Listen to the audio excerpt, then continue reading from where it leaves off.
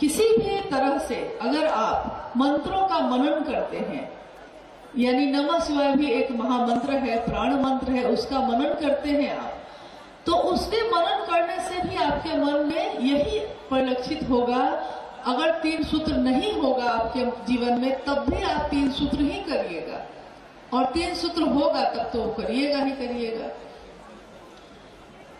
अगर किसी में ये परिलक्षित नहीं हो रहा है, ये नहीं दिख रहा है, इसका अर्थ है कि अभी यात्रा बाकी है, अभी उनको और ज्यादा सानिध्य लेने की जरूरत है। और यहीं पे लिखा गया है कि निरंतर करने की जरूरत है, क्योंकि जप का जो विधा दिया गया है, जप करने की जो विधा है, उस विधा में बहुत तरह के मालाओं का जप भी लिखा हुआ है कि माला पे भी आप जप करते हैं, यानी नमन करते हैं, और अजपा जप भी है। माला पे नमन करने के लिए आपको ज्यादा प्रयास की जरूरत नहीं है, बस मन में भाव रखना है शिव को प्रणाम करने का, या जिस भी देवी देवता के लिए आप कर रहे हैं। कमल के गट्टे पे, तुलसी की माला पे, रुद्राक्ष की माला पे, जो जिस देवता का स्मरण करता है उसका माला वो प्रयोग करता है।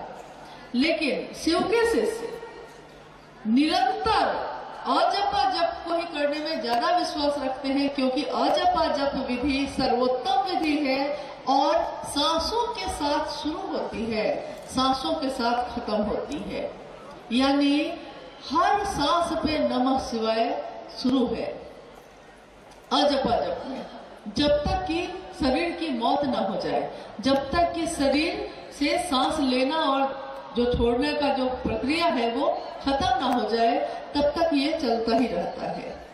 अब है कि अभी भाई सोमेंद्र जी ने जो जिज्ञासा पढ़ी है उसमें है कि क्यों ये नहीं हो पाया।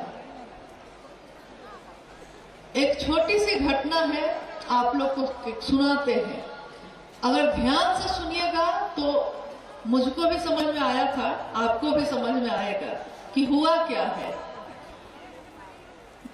अगर लौकिक कोई कष्ट होता है तो एक माला करने से ठीक हो सकता है, लेकिन पारलौकिक कष्ट या ईश्वर प्राप्ति के लिए हमेशा अजपा जप का ही सहारा लिया जाता है।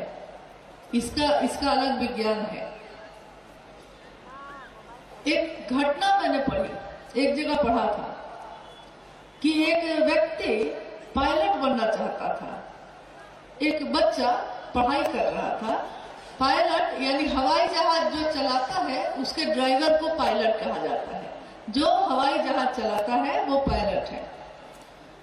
एक बच्चा जो गरीब था, पायलट बनना चाहता था, लेकिन लाख पढ़ाई करने के बाद भी पैसे के अभाव में आगे की पढ़ाई वो नहीं कर पाया, यानी पायलट की पढ़ाई नहीं कर पाया। लेकिन मन में तो था उसके कि हमको बनना तो पायलट था। तो जब आदमी वो नहीं बन पाता जो वो बनना चाहता है, तो कम से कम उस तरह के काम के नजदीक रहता है।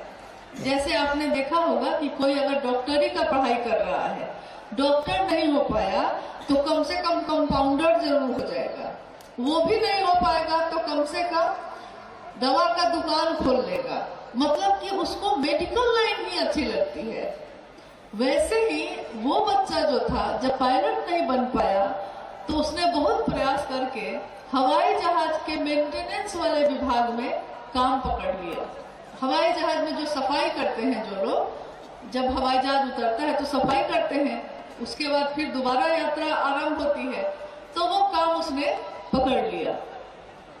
हवाई जहाज के अंदर गया सफाई करने, तो किसी के द्वारा एक किताब छूट गई थी। उस किताब को उसने उठाया, उस पे ऊपर में लिखा हुआ था कि एक दिन में पायलट कैसे बने, हमसे सीखिए। उस किताब के ऊपर लिखा हुआ था कि एक दिन में पायलट कैसे बने, हमसे सीखिए। ये देखकर वो खुश हो गया, उसको लगा कि ये तो मेरी मनचाही मुराद पूरी हो गई। हम जिसके लिए इतना परेशान थे ये तो हो नहीं पा रहा था, लेकिन इस किताब से तो लग रहा है कि एक दिन में हम सीख लेंगे। अब वो इतना व्याकुल और बेचैन हो गया कि उसने कहा कि पहला पन्ना उल्टा, तो पहले पन्ने पे लिखा हुआ था कि हवाई जहाज के कॉकपिट में जाइए, कॉकपिट में जाकर लाल बटन दबाइए। लाल बटन दबाते ही हवाई जहाज स्टार्ट हो जाएगा। अब वो इतना बेचैन था कि वो सीधे चला गया हवाई जहाज के कॉकपिट में, जहां दो पायलट बैठते हैं उड़ाने के लिए, चला गया।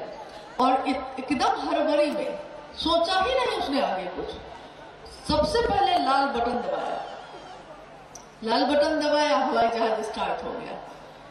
फिर उसके बाद अगला पन्ना देख रहा है, तो उसमें कह रहा है कि हरा बटन दबाइए तो रनवे पे, हवाई जहाज रनवे पे चलने लगेगा। तुरंत दूसरा बटन दबाया, हरा बटन तुरंत दबाया, हवाई जहाज रनवे पे चलने लगा। तीसरा पन्ना, तीसरे पन्ने पे लिखा था पीला बटन दबाइए तो हवाई जहाज टेक ऑफ हो जाएगा, यानी कि हवा में उड़ जाएगा। तीसरा बटन भी तुरंत दबाया, हवाई जहाज उड़ गया ऊपर। आगे का पन्ना जब पलटा, उड़ चुका, हवा में है अब वो, और कोई है नहीं हवाई जहाज में। तो आगे का पन्ना जब पलटा तो लिखा हुआ था कि आगे की जानकारी के लिए किताब का दूसरा अंक पढ़िए। अब बेचारा सिर पकड़ के बैठ गया कि उड़ा तो लिए आप, उतारिएगा कैसे? ये ज्ञान तो सीखा ही नहीं।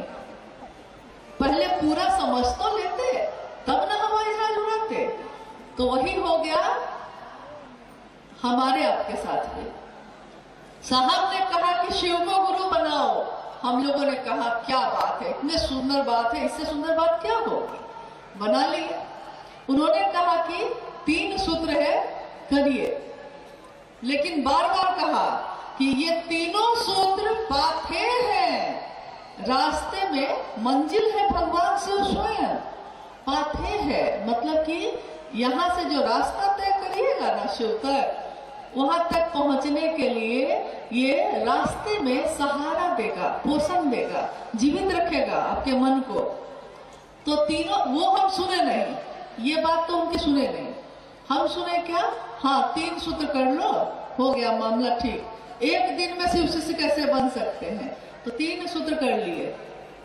दया मांगना है, दया मांग लिए। चर्चा करना है तो खूब आयोजन किए, खूब आयोजन किए। रोज 1 दिवसीय हो रहा है, रोज 1 दिवसीय हो रहा है।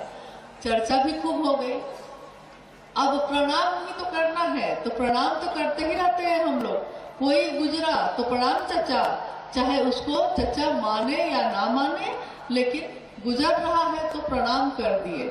हालांकि आजकल बच्चे बहुत सारे अब ये भी छोड़ दिए हैं, कम से कम प्रणाम भी करते हैं हाथ जोड़ के ऊपर से ही सही। अब देखते हैं कि वो भी माँ बाप को कहना पड़ता है कि चचा है प्रणाम करो, तब कहीं जाके बड़े बेमन से प्रणाम करता है, उसको मन नहीं होता। खैर, इसका नतीजा क्या होगा? क्योंकि तीनों सूत्र सीखने के बाद भी हमको काम तो तीनों सूत्र के द्वारा ही करना होगा ना। जैसे साइकिल चलाना कोई सीखा है अगर, तो साइकिल चलाना जब सीखा था तो 10 बार गिरा, फिर उठा, फिर सीखा, फिर चला। लेकिन साइकिल चलाते चलाते जब वो साइकिल चलाना सीख गया, तब भी साइकिल चलाने का तरीका क्या होगा? वही होगा ना। जब सीखते समय जो तरीका था, सीखने के बाद भी तरीका तो वही होगा ना, कि तरीका बदल जाएगा? आप बताइए, वही होगा ना। हैंडल सीधा ही ना पकड़ना पड़ेगा, घंटी बजानी पड़ेगी ना, पैर पेडल पे रखना पड़ेगा ना। हाँ, ये अंतर सिर्फ ये होगा कि अब जो होगा अनायास होगा, यानी कि तरीका वही होगा, लेकिन अब आपका मन फोन पे भी बात कर रहे हैं किसी से और साइकिल चला रहे हैं, यानी अनायास हो रहा है, अपने आप हो रहा है। इसके लिए कोई प्रयास आप नहीं कर रहे, बस बैठे और साइकिल चलाने लगे, लेकिन तरीका नहीं बदलेगा। तीनों सूत्र करने में भी शुरू में, प्रारंभ में प्रयास करने पड़ते हैं, लेकिन जब होने लगता है तो अनायास फिर शुरू हो जाता है। सांसों पे नमः शिवाय का प्रयोग या दया मांगना, लोगों से शिव की बात करना अनायास हो ही जाता है। तब भी तरीका तो वही होगा। साहब ने कहा कि अभी मैंने कहा था अध्यात्म का। अध्यात्म एक पूरी दुनिया है, ब्रह्मांड है, मतलब शिव, संपूर्ण शिव की ही बात है अध्यात्म। लेकिन अभी तो मैंने ही बताया था कि लोग मेरे पास से उड़ गए हवा में, हवाई जहाज के साथ। अब आगे का विज्ञान उनको मालूम है नहीं, तो क्या होगा। इसीलिए हमेशा उससे जुड़े रहने की जरूरत है जिसके कारण ये सीखे हैं। अगर सीखे हैं ना, तो कहीं कोई दिक्कत होगी तो वो मदद कर देंगे। उपलब्ध है वो मन से ही, आप मन से जहां पूछिएगा वो आपको उपलब्ध होंगे। इसलिए मेरा अनुरोध है वैसे गुरु भाई गुरु बहनों से जिन्होंने हवाई जहाज उड़ा तो लिया है लेकिन उतारने का विज्ञान नहीं सीखा है, तो पहले साहब से सीख लीजिए। और ये भी याद रखिएगा कि जिसमें हम और आप आज हवाई जहाज उड़ा रहे हैं ना, वो रनवे बना हुआ नहीं था, पहले से वो बना हुआ नहीं था। पहले वो पहाड़, टूटा फूटा पहाड़ था जिसपे कोई चल नहीं सकता था। सुइया पहाड़ का नाम सुना है आपने? सावन की यात्रा जब हम लोग करते थे बचपन में, कभी कभी गए थे, तो पहले ही मेरे माता पिता पहले ही बोलने लगते थे कि आगे सुइया पहाड़ आने वाला है। यानी कि इतना नुकीला है वो, चट्टानें उसकी इतनी नुकीली थी कि पैर को छलनी कर देता था। लेकिन आज वहां सड़क बन गई है, सुनते हैं। किसी ने बनाई होगी ना, लेकिन जब तक नहीं बनी थी तब तक तो वो सुइया पहाड़ ही था। तो आध्यात्म का रास्ता, शिवशिष्टता का रास्ता यही था। लेकिन साहब हरिदानंद जी ने, मां नीलमानंद जी ने इस शिवशिष्टता के राजमार्ग को बनाने में अपने प्राणों की आहुति दी है, अपना खून पसीना सब कुछ लगा दिया है। और हाल पूछना है तो उनसे पूछिए कि इस राजमार्ग को बनाने में उनकी हथेलियां कितनी घायल हुई होंगी, उनके मन प्राण कितने घायल हुए होंगे। क्या हर जगह मरहम मिल रहा था उनको? हर जगह कष्ट ही कष्ट था, दुख ही दुख था, प्रताड़ना थी। कोई साथ चलता था, छोड़ देता था, कोई फिर छोड़ के फिर आता था, कोई चला तो आज भी चल ही रहा है। हर तरीके के लोग मिले उनके साथ, लेकिन उन्होंने किसी को नहीं छोड़ा। उन्होंने हर तरीके के लोगों को अपने साथ रखा भी और आगे भी बढ़ाया है। तो उनके संकल्प को अपना संकल्प बनाए हम, और याद रखें कि आज जहां हम आप पांव रखते हैं, उस धरती को बनाने में, उस राजमार्ग को बनाने में एक दिन साहब और दीदी ने अपने पसीने और खून की जो बूंदें होती हैं वो लगाया है, तब आज ये बना है। तो हम आप उस पर आराम से चलते भी हैं और अपना अपना हवाई जहाज भी उड़ा लेते हैं। लेकिन याद रखना होगा कि अगर एरोड्रम नहीं हुआ तो हवाई जहाज रखा रह जाएगा, हम लोग उड़ा नहीं पाएंगे। इसलिए हमेशा उनके लिए कृतज्ञ रहिए, हमेशा, और दूसरों को भी समझाइए कि वो ऐसा ही करें, चाहे वो 1 साल के शिष्य हो या 30 साल के हो, इससे कोई फर्क नहीं पड़ता। रिश्ता एक क्षण में भी प्रेम का हो सकता है, नहीं तो सालों साल बीत जाते हैं, प्रेम पैदा नहीं होता। किसी को एक नजर में प्रेम हो जाता है, फिर वो मिलता भी नहीं है, लेकिन जीवन भर उसको प्रेम करता है।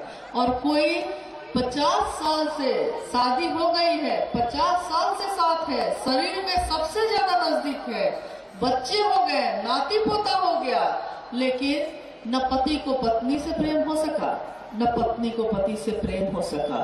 प्रेम एक अद्भुत सी चीज है, वो शरीर के साथ रहने से हो जाएगा, ये संभव नहीं है जब तक मन नहीं मिले।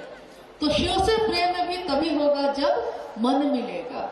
साहब हरिदानंद जी और मां नीलमानंद जी के लिए भी तब हमारे मन में दर्द पैदा होगा जब हम उनके मन के नजदीक होंगे, तभी हम उनके दर्द को महसूस कर सकेंगे। शिव की शिष्यता एक दर्द है, एक एहसास है।